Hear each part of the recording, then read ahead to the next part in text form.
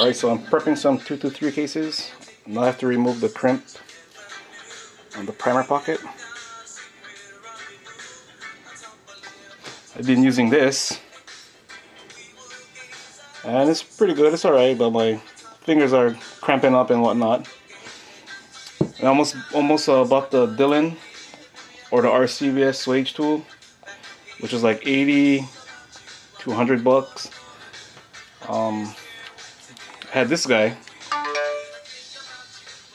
lying around, and I was wondering if it'll work. I don't know if anybody else tried it, but it's a countersink. Basically, all you do is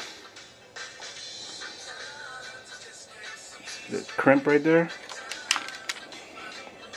Basically, you just give it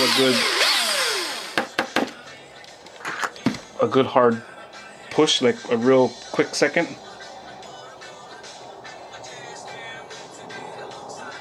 And it takes off the crimp pretty clean.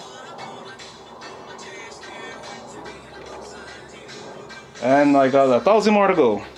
Thanks for watching.